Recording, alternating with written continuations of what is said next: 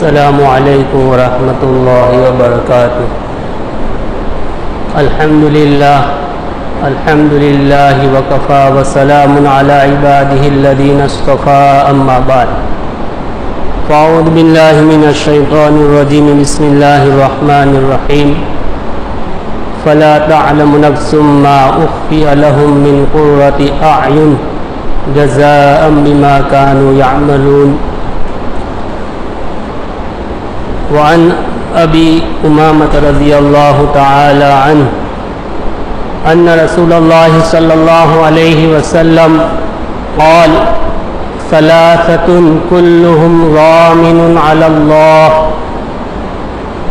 ان عاش رزق وکفی وان مات دخل اللہ تعالی الجنہ۔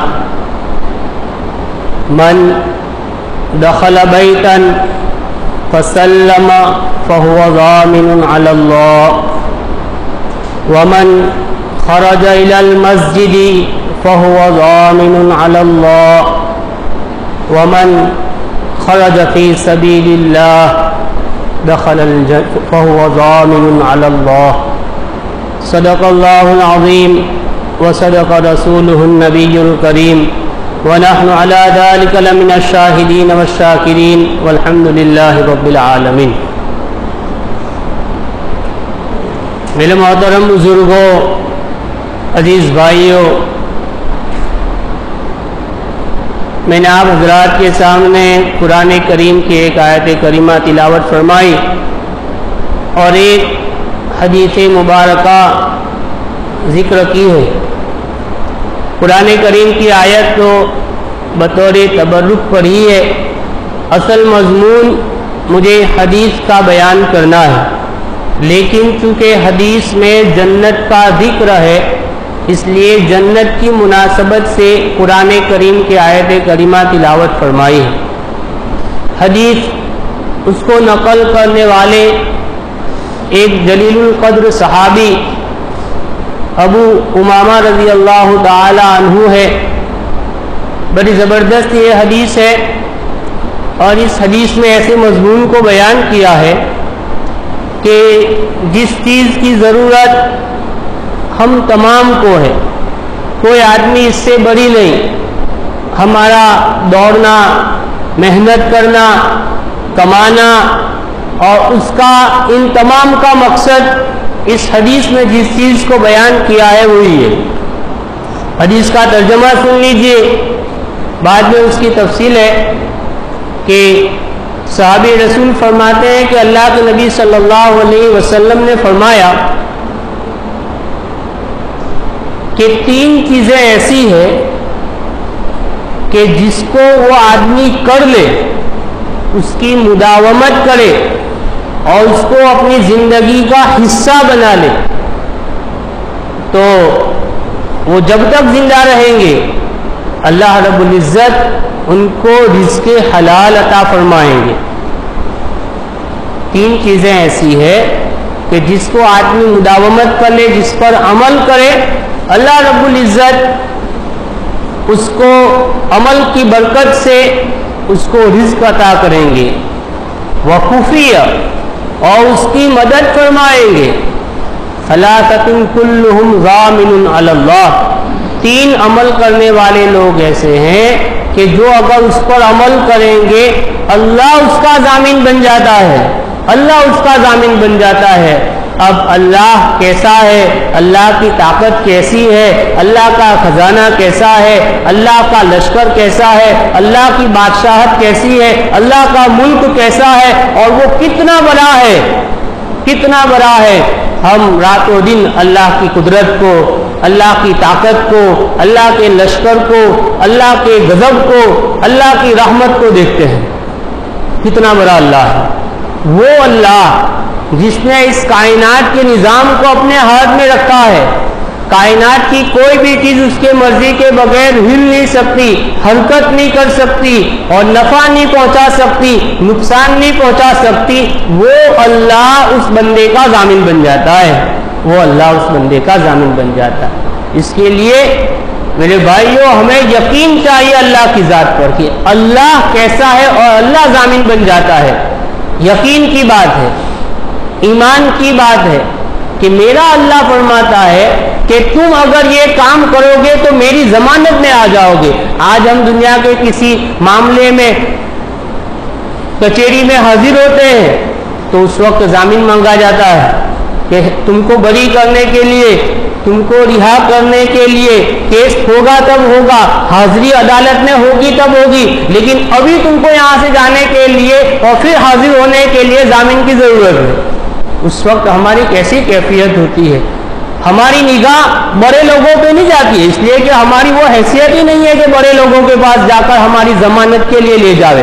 ہم اپنے معاشرے میں اپنی حیثیت کے لوگوں کو دیکھتے ہیں کہ بھائی تو میرا ضامن بن جا اور کچہری میں حاضر ہو جا, پولیس اسٹیشن میں حاضر ہو جا, میرا ضامن بن جا.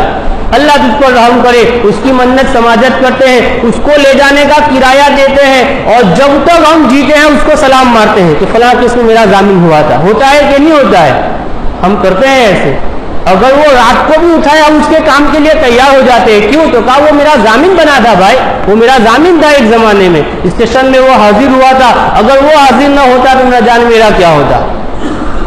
اور اگر ایسے موقع پر گاؤں کے کسی سرپنچ نے, گاؤں کے بڑے کسی رئیس نے اور گاؤں کے کسی مالدار نے ہمیں سامنے سے کہہ دیا کہ بھائی تم فکر مت کرو, میں تمہاری ضمانت کے لیے تیار ہوں, تو اس وقت ہماری خوشی کا کیا اندازہ ہوتا ہے وہ تو صاحب معاملہ ہی جانتا ہے کہ ہم کیسے خوش ہوتے ہیں. ارے بھائی وہ سرپنچ ہے, وہ ٹرسٹی ہے, وہ محتمم ہے, اور اس کے پاس اتنے پاور ہے اور وہ میرا ضامن ہے.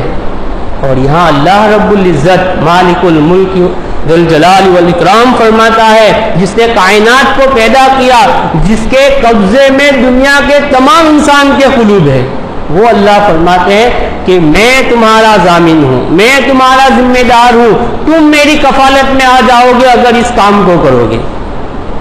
بتاؤ یہ کوئی معمولی بات ہے کہ اللہ رب العزت ہمیں فرماتے ہیں کہ 3 عمل پہ میں تمہارا ضامن بن جاؤں گا. دنیا کا بڑا آدمی ضامن بن گیا, ہماری خوشی کی کوئی انتہا نہیں, اور یہاں اللہ رب العزت ضامن بن رہا ہے اور ہمارے دلوں میں کوئی خوشیاں ہی پیدا نہیں ہوتی ہے. اور انعام بھی کتنا زبردست. اللہ رب العزت نے اللہ کے نبی صلی اللہ علیہ وسلم کی زبانی فرمایا کہ اس عمل پر تم کو انعام بھی کتنا زبردست. انعاش رزق, انعاش رزق وخفیہ, یہ عمل کرنے کی چیز ہے. بیان صرف سننے کے لیے, لذت کے لیے, وقت گزاری کی نیت سے نہیں سننا چاہیے, چاہے ادنا انسان کا ہو یا بڑے سے بڑے عالم کا ہو, اس نیت سے سنا کرے کہ ہمیں اس میں ہماری زندگی کا سبق مل جائے, ہمیں ہماری زندگی کا سبق مل جائے. یہ حدیث رسول ہے, اس پر عمل کرنا ہمارا ایمان ہے کہ اس پر عمل کرنے سے ہمیں ملے گا اور ہمارے مسائل حل ہوں گے. کہ محمد سے وفا تو نے تو ہم تیرے ہیں, یہ جہاں چیز ہے کیا لوح و قلم تیرے ہیں. حضور پاک صلی اللہ علیہ وسلم سے وفا اور ان کی سنتوں پر عمل, اس حدیث میں سنت پر عمل کروایا جا رہا ہے. تو کی محمد سے وفا تو نے تو ہم تیرے ہیں. اللہ رب العزت فرماتے ہیں یہ جہاں چیز ہے کیا لوح و قلم تیرے ہیں, تو اپنے ہاتھ سے اپنی تقدیر لکھنا. جا محمد صلی اللہ علیہ وسلم سے محبت کر لے, ان کے طریقوں پر زندگی گزار لے, ان سے سچی اور پکی محبت, ظاہر میں بھی باطن میں بھی ان سے محبت کر لے, پھر اپنی تقدیر کو تو لکھنا. تو جیسا چاہے گا ویسا ہوگا, تو جیسا چاہے گا ویسا ہوگا. لیکن وفا حضور پاک صلی اللہ علیہ وسلم سے ضروری ہے. اب ہم خود فیصلہ کریں کہ ہمیں اللہ کے نبی صلی اللہ علیہ وسلم سے کتنی محبت ہے, اللہ کی رسول صلی اللہ علیہ وسلم کی زندگی سے ہمیں کتنی محبت ہے, وہ کیسی زندگی تھی اور ہماری کیسی زندگی ہے. یہاں اللہ کے نبی صلی اللہ علیہ وسلم فرماتے ہیں کہ اللہ رب العزت فرماتے ہیں, حضور پاک صلی اللہ علیہ وسلم ہمیں حوالہ دے رہے ہیں اللہ کا کہ اللہ پاک ہمارے ضامن بن جائیں گے. انعاش رزق وخفیہ, اگر تم زندہ رہے تو تم کو روزی ملے گی. صبح فجر کی نماز ہم جس کے لیے ضائع کرتے ہیں, عصر کی نماز جس کے لیے ضائع کرتے ہیں, عشاء کی نماز ہمارے کھانے پینے میں چلی جاتی ہے, وہ چیز جس کے لیے ہم نمازوں کو ترک کر دیتے ہیں رزق کے لیے، اللہ پاک نے ایک چھوٹے سے عمل میں، ہماری نظر میں ایک چھوٹے سے عمل میں جو ہے اس کا حل بتلا دیا۔ ان عاش رزق، اگر تم اس پر عمل کرو گے تو تم کو رزق دیا جائے گا، رزق حلال دی جائے گی، اور ساتھ میں فرمایا وخفیہ، اور تمہاری مدد کی جائے گی۔ اللہ ہماری مدد کرنے کے لیے تیار ہے، لیکن آگے والا عمل تم کو کرنا پڑے گا۔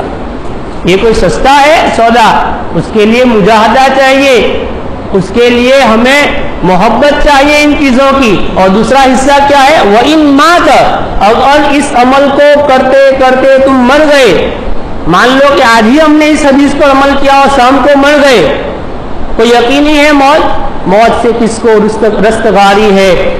آج وہ، کل ہماری باری ہے کوئی آدمی سننے والا کہ ہمیں موت آج نہیں آئے گی، کل آئے گی، پرسوں آئے گی، 4 سال کے بعد آئے گی، 5 سال کے بعد آئے گی؟ کوئی نہیں کہہ سکتا کب موت آئے گی۔ آگاہ اپنی موت سے کوئی بشر نہیں، سامان 100 برس کا، پل کی خبر نہیں، پل کی خبر نہیں ہے کہ کب موت آنے والا ہے۔ مسجد سے نکل بھی نہیں سکتے، نماز میں موت آ جاتی ہے۔ بہرحال تو فرمایا وَإِن مَاتَ، اور اس پر عمل کرتے کرتے تم مر گئے، دخل اللہ تعالی الجنہ، اللہ تم کو جنت میں داخل کریں گے، اللہ تم کو جنت میں داخل کریں گے۔ اب جنت میں جانے کے لیے تمنا تو ہونی چاہیے، جنت میں جانے کے لیے شوق بھی تو ہونا چاہیے۔ ہم نے کشمیر کی خوبصورتی کا ذکر سنا، ہمیں داعیہ پیدا ہوا، ہم سفر کے لیے کوشش کرتے ہیں، گروپ بناتے ہیں کہ چلو کشمیر بہت بہترین وادیاں ہیں، نہریں بہہ رہی ہے، اگر اس دنیا میں جنت کا نظارہ دیکھنا چاہے تو کشمیر دیکھ لو۔ ہم اس کے فضائل بیان کرتے ہیں، ہمیں لندن کے فضائل معلوم ہے، وہاں کے پہاڑ، وہاں کے باغات، وہاں کی ہوٹلیں، ہمیں کینیڈا کا معلوم ہے، ہمیں امریکہ کا معلوم ہے، ہمیں سوئٹزرلینڈ کا معلوم ہے، ہمارے دل میں اس کا داعیہ پیدا ہوتا ہے، ہم اس کے لیے تیاریاں کرتے ہیں اور کوششیں کرتے ہیں۔ کیوں؟ اس لیے کہ وہ بہت بہترین جگہ ہے، اس کے لیے کوشش کرتے ہیں۔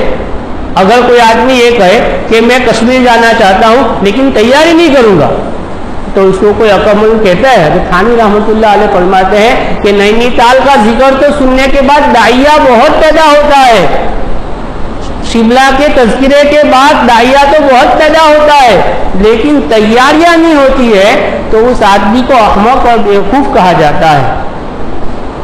اور اگر سننے کے بعد اس کا تذکرہ ہو گیا تو سمجھ لو کہ اس کو یہ چیزیں دیکھنے کا شوق ہے اور یہ محنت کرتا ہے۔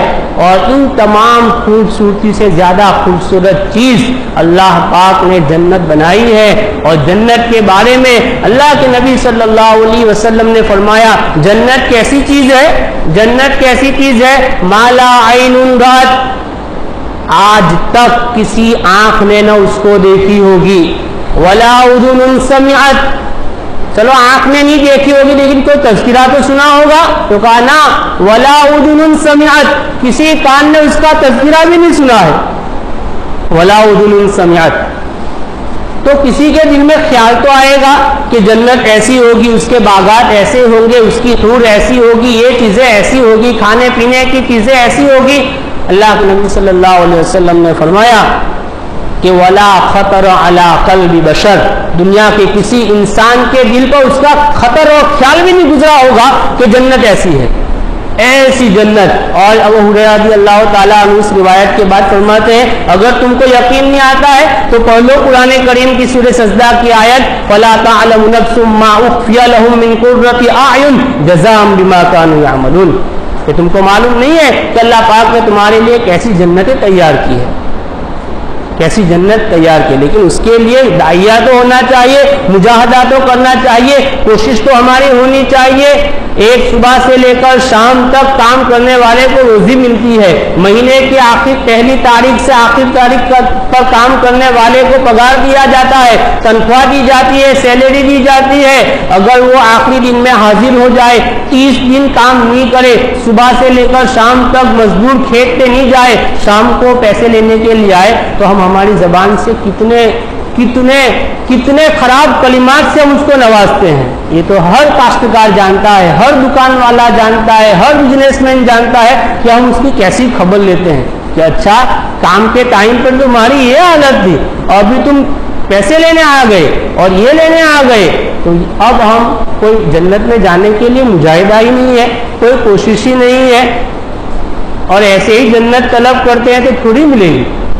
یا اللہ کے نبی صلی اللہ علیہ وسلم نے فرمایا کہ 3 چیزیں ایسی ہیں جس پر کرنے پر تم کو روزی ملے گی، تم کو اللہ کی مدد ملے گی اگر تم زندہ رہے، اگر تم زندہ رہے، اور اگر تمہاری موت ہو گئی، اگر تمہاری موت ہو گئی تو تم جنت میں اللہ پاک تم کو داخل کریں گے۔ ہمیں جنت میں نہیں جانا ہے، اللہ ہمیں جنت میں داخل کریں گے۔ حدیث کے الفاظ سنیے آپ، اللہ ہمیں جنت میں داخل کریں گے۔ وہ جنت کا مالک، وہ جنت کا ٹھیکیدار، وہ جنت کا پیدا کرنے والا، وہ ہمیں کہتا ہے کہ میں تم کو جنت میں داخل کروں گا۔ ایک گھر پوری زندگی کی گھاری کمائی سے ہم تیار کرتے ہیں اور اس میں جب قدم رکھتے ہیں تو ہماری خوشی کی کوئی امتحان نہیں ہوتی ہے، کوئی امتحان نہیں ہوتی ہے۔ یہ تو ایک مکان نہیں، جنت ملنے والی ہے اس عمل پر، لیکن وہی بات کہ کوشش، عمل، مجاہدہ، اور یہ چیزیں ایسی ہیں ایمان اور اعمال صالحہ کہ جنت تو ملنی ہی ہے، جنت تو ملنی ہے ایمان اور اعمال صالحہ پر، لیکن اللہ پاک دنیا میں بھی محبت کرنے والے ہمارے پیدا فرما دیں گے، ہمارے حاسد بھی نہیں ہوں گے، ہمارے دشمن بھی نہیں ہوں گے، ہمارا برا چاہنے والا بھی نہیں ہوگا۔ اللہ پاک فرماتے ہیں ان الذین آمنوا وعملوا الصالحات سیجعل لهم الرحمن ودا، یقیناً وہ لوگ جو ایمان لائے، اعمال صالحہ کیا، نیک اعمال کے، ایمان، اعمال صالحہ اس کو کرو گے تو ان قریب تم سے محبت کرنے والے ہم پیدا فرما دیں گے، بنا دیں گے، لوگوں کی محبت تمہارے دلوں میں آ جائے گی۔ مضمون تو بہت اچھا لگتا ہے لیکن عمل بھی کرنا پڑے گا، عمل بھی کرنا پڑے گا۔ عمل کیا ہے؟ 3 چیزیں کیا ہے جس پر اللہ پاک نے روزی کی ضمانت لی اور موت اگر ہو گئی تو جنت کی ضمانت لی۔ سب سے پہلا عمل حقوق العباد، سب سے پہلا کیا ہے؟ من دخل بیتا فسلم فهو ضامن علی اللہ، من دخل بیتا فسلم، اس کو اب ہماری زندگی میں ہم اتاریں، اس کو ہماری زندگی میں ہم اتاریں۔ فرمایا جو بندہ گھر میں داخل ہوا اور اس نے سلام کیا السلام علیکم ورحمۃ اللہ فہو ضامن علی اللہ، اللہ اس کا ضامن بن جاتا ہے، اللہ اس کا ضامن بن جاتا ہے۔ بتاؤ یہ کوئی بہت بڑے مجاہدے کی چیز ہے کہ گھر میں داخل ہو کر سلام کرنا ہے، گھر میں داخل ہو کر سلام کرنا ہے، السلام علیکم ورحمۃ اللہ۔ اللہ رب العزت فرماتے ہیں کہ تمہیں روزی کی میں ذمہ داری دیتا ہوں، تمہاری روزی کی میں ذمہ داری دیتا ہوں، اس لیے کہ معلوم ہے کہ یہ جو ہے بہت مشکل پڑے گا۔ ہماری زندگیوں میں ہم دیکھیں گھر میں داخل ہوتے ہی پہلی گالیاں شروع ہوتی ہیں، آج ایسا کیا، آج ویسا کیا، اور نہ معلوم کیسی واہیات باتوں سے ہم گھروں میں داخل ہوتے ہیں، اور داخل ہوتے ہی ہم جو ہے لعن طعن شروع کر دیتے ہیں، کبھی بیوی پر لعن طعن شروع کر دیا، کبھی بچوں پر لعن طعن شروع کر دیا، زبان سے ایسے کلمات کہتے ہیں جو ہمارے گھروں سے روزی کے اٹھ جانے کے ذریعے بن جاتے ہیں۔ آج ہم پریشان کتنے ہیں کہ گھر میں داخل ہوتے فلاں بیمار پڑا ہوا ہے، فلاں بچہ بیمار پڑا ہوا ہے، بیوی بیمار پڑی ہوئی ہے، اور کاروبار کچھ بھی نہیں ہے، سب چوپٹ، اسباب جتنے تھے سب چوپٹ اللہ پاک نے کر دیے، اللہ کے حکم سے ہوئے۔ کسی کو سازش اسباب کے درجے میں اللہ نے بنا لیا، لیکن کرنے والی ذات مسبب الاسباب اللہ کی ہے۔ فرمایا من دخل، بہت آسان، من دخل بیتن فسلم، کبھی گھر میں جاتے ہوئے بیوی کو پیار سے سلام تو کرو، کبھی بچوں کو سلام تو کرو، کبھی بھائی بہنوں کو سلام تو کرو، یہ ملنے والی چیز ہے۔ فرمایا کہ میں تمہارا ضامن ہوں، اللہ پاک فرماتے ہیں۔ اب سلام کی کیا فضیلت ہے، سلام کے کیا فائدے ہیں؟ سلام یہ اللہ رب العزت کا نام ہے، السلام علیکم یعنی اللہ تم کو صحیح سالم رکھے۔ گھر میں داخل ہوتے ہی ہم نے اولاد کو دعا دے دی، باپ کی دعا اولاد کے حق میں کبھی ضائع جاتی ہے؟ شوہر کی دعا بیوی کے حق میں بیکار جاتی ہے؟ بچے کی دعا ماں باپ کے حق میں کبھی بیکار جاتی ہے؟ آج تو گھر میں داخل ہوتے ہی اگر ماں باپ بوڑھے ہیں، کچھ منگوایا بھول گئے، تو اگر ان کے اس کہنے پر، یہ بات کہنے پر کہ تمہیں تو کچھ یاد ہی نہیں رہتا، ہم اس کے ساتھ ایسا معاملہ کرتے ہیں، بری بھلی باتیں کہتے ہیں اور غصے سے ان کی طرف دیکھتے ہیں۔ روایت میں آتا ہے، قرآن کی حدیث کا ترجمہ ہے کہ ان کو کڑک نگاہ سے دیکھنا، کڑک نگاہ سے دیکھنا ماں باپ کو۔ اب ہماری زبان سے تو کیا نکلتا ہے، اگر تب ان کے ہمن نہیں پڑے رہو جائے، تب بولی کیوں رہے گی؟ میرے بھائیو، قرآن کریم فرماتا ہے فَلَا تَقُلْ لَهُمَا اُفٍّ وَلَا تَنْهَرْهُمَا۔ اللہ پاک نے اپنی عبادت کے ساتھ ماں باپ کے حق کو بتلایا کہ جہاں تم میری عبادت کرتے ہو، ساتھ میں بھی یاد رکھو کہ اپنے ماں باپ کو اف بھی مت کرو، اف بھی مت کرو۔ اور آگے فرمایا وَلَا تَنْهَرْهُمَا، پہلے اف اس لیے کہ اف سے نیچا کوئی درجہ ہی نہیں ہے، پھر آگے فرمایا کہ ان کو جھڑکو بھی مت۔ پہلے وہ تمہارے حاکم تھے، آج تم جوان ہو گئے، آج ہم جوان ہو گئے، اس لیے ماں باپ ہمارے محکوم بن گئے، ہم حاکم بن گئے گھر کے، ہم حاکم بن گئے۔ کسی نوجوان کو کہہ کر تو دیکھے باپ یا ماں کہہ کر تو دیکھے کہ رات کو جلدی گھر میں آ جا اور فلاں چیزوں سے اجتناب کر، کہہ کر تو دیکھے، کیا اس کے جواب ملتے ہیں؟ بہرحال من دخل بیتا فسلم فهو ضامن علی اللہ، وہ اللہ کے ذمہ میں آ گیا۔ دوسری چیز، اس کا ترجمہ سن لیجئے، وقت ہو گیا۔ ومن خرج الی المسجد فهو ضامن علی اللہ، اور جو آدمی مسجد میں نماز پڑھنے کے لیے گیا، مسجد میں نماز پڑھنے کے لیے گیا، عبادت کے لیے گیا، اللہ پاک اس کا ضامن ہے۔ اگر مسجد میں جاتا رہا، نماز پڑھتا رہا تو یہ چیزیں ملے گی، اور مر گیا تو اس کو جنت ملے گی۔ ومن خرج مسجدا فهو ضامن علی اللہ۔